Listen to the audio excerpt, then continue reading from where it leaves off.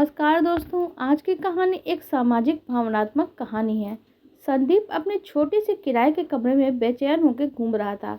जुलाई की तपती गर्मी और पसीने से तरबतर उसकी शर्ट उसके शरीर से चिपक चुकी थी। उसके मन में कई तरह के सवाल और अनिश्चितता की एक लहर थी। क्या वह इस बार भी नाकाम होगा? पिछले 2 सालों से प्रशासनिक सेवा की परीक्षा दे रहा था, लेकिन हर बार उसके हाथ असफलता ही लगती। आज परिणाम का दिन था, लेकिन संदीप की इतनी हिम्मत नहीं हो रही थी कि साइबर कैफे जाके अपना परिणाम देख सके। उसका फ़ोन भी पुराने मॉडल का था, जिसमें इंटरनेट का कोई सवाल ही नहीं उठता। उसकी ज़िंदगी में एक स्नेहा नाम की लड़की थी, जो उसे बहुत पसंद थी और उसके मकान मालिक की ही बेटी थी। स्नेहा ने उससे वादा किया था कि जब उसके पिताजी के पास अखबार आएगा तो वह संदीप को परिणाम दिखाने के लिए ले आएगी। दोपहर के 12 बज चुके थे, लेकिन अभी तक स्नेहा का कोई अता पता नहीं था।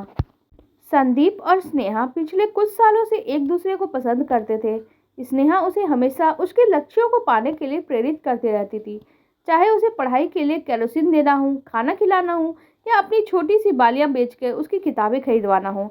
स्नेहा हर तरीके से उसका साथ देती। संदीप भी उसके इस व्यवहार से प्रभावित था और उसके प्रति गहरी भावनाएं रखता था। अचानक दरवाजे पे दस्तक हुई। संदीप ने उत्सुकता से दरवाजा खोला तो सामने स्नेहा ही खड़ी थी। पसीने और गर्मी के कारण उसका चेहरा बिल्कुल लाल हो गया था और हांफती हुई संदीप के पास आई और उसे अखबार का एक टुकड़ा थमा दिया। संदीप ने देखा कि पीले मार्कर से उसके रोल नंबर सफल उम्मीदवारों में दर्ज था। उसे यकीन भी नहीं हो रहा था कि आखिरकार उसने सफलता हासिल कर ली है। स्नेहा ने उसकी ओर मुस्कुराते हुए कहा, अब तो मिठाई बनती है। संदीप ने भावुक होकर उसका हाथ थामा और कहा, तुम्हारे बिना शायद मैं ये मुकाम नहीं पा सकता था। यह सुनकर स्नेहा ने उसका हाथ छुड़ाया और हल्के से मुस्कुराते हुए बाहर भाग गई।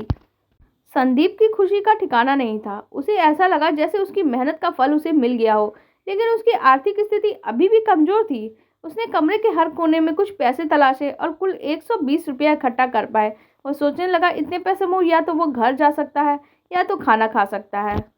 तभी फिर से दरवाजे पे दस्तक होती है और इस बार स्नेहा के हाथों में एक थाली थी। उसने संदीप के सामने थाली रख दी, जिसमें तरह तरह के स्वादिष्ट व्यंजन थे। यह देख के संदीप की आंखों में आंसू आ गए और उसने भावुक होकर कहा, स्नेहा, तुम्हारे एहसान का कर्ज मैं कभी नहीं चुका पाऊंगा। स्नेहा ने उसे हल्का सा थपथपाया और कहा, यह सब एहसान नहीं है, ये मेरा प्यार है। संदीप ने खाना खाया और फिर अपना सामान लेकर घर के लिए निकल पड़ा और गांव पहुंचते ही वहां का माहौल पूरी तरह से बदल गया। गांव वालों ने ढोल नगाड़ों के साथ उसका स्वागत किया। संदीप की सफलता ने उसके पिता का सीना गर्व से चौड़ा कर दिया था। कुछ दिनों के लिए संदीप गांव में रुकता है और उसके बाद पिता गांव वालों से गर्व से कहते, मेरा बेटा तो कलेक्टर बन गया। कुछ दिनों के बाद संदीप की ट्रेनिंग का बुलावा आ गया और वो ट्रेनिंग के लिए चला गया। ट्रेनिंग के बाद उसकी पोस्टिंग भी हो गई और पहली फुर्सत में इलाहाबाद वापस स्नेहा से मिलने के लिए निकल पड़ा। बाबूजी के घर पहुंचने पे संदीप का दिल जोर जोर से धड़क रहा था। उसके काले चश्मे से अपनी आंखें ढक ली ताकि उसके खुशी के आंसू छिप पाएं। बाबूजी उसे देखकर भावुक हो गए। संदीप ने स्नेहा के बारे में पूछा तो बाबूजी के चेहरे पे एक उदासी सी छा गई। बाबूजी ने बताया, स्नेहा शादी के दिन एक दिन पहले ही भाग गई थी। वह अक्सर एक अखबार के टुकड़े को सीने से लगाए रहती थी और कहती थी, वो आएगा और मुझे ले जाएगा। संदीप का मन टूट गया। उसने बाबूजी से माफ़ी मांगी और बाहर निकल गया। उसने हर संभव कोशिश की कि स्नेहा को वो ढूंढ ले, लेकिन वो कहीं नहीं मिली। कई सालों तक वो उसे ढूंढता रहा, लेकिन नाकामयाबी उसके हिस्से आई।